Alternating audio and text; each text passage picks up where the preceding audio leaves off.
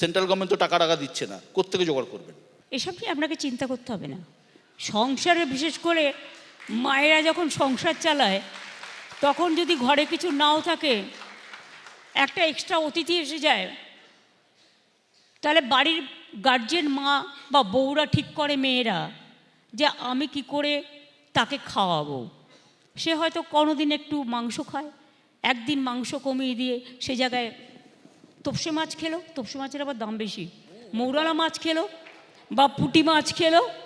সুতরাং এটা হচ্ছে আপনাকে ম্যানেজমেন্ট সিস্টেম। আপনি আপনার টেলিভিশনে মার্কেটিং করলেন, আমি দেখলাম, তো মার্কেটিংটা it is also a management system. মেকানিজমটা আপনাকে জানাতে হবে কী করে কন্ট্রোল করবেন।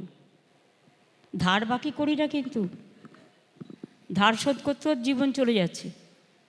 যে লিগাসি ফেস করছি, আমরা যখন ক্ষমতায় এসেছিলাম আমার লেফট ফ্রন্ট বন্ধুদের ফেলে যাওয়া যে 2 লক্ষ কোটি টাকা আমার কাছে ঋণ মাথায় নিয়ে এসেছিলাম, মনে রাখবেন যে কোনো ধারের ক্ষেত্রে হচ্ছে যতক্ষণ আপনি ধারটা পুরো শোধ না করছেন আপনার কিন্তু ইন্টারেস্টটা বাড়তেই থাকে, কিন্তু পুরোটা শোধ করবার ক্ষমতা আমাদের একবারে নেই।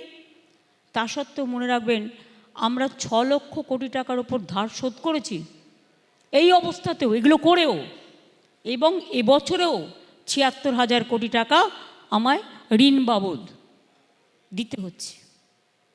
তো কী করব? ধারও শোধ করছি, লিগাসিও ফেস করছি, গালাগালিও খাচ্ছি, কী আর করা যাবে?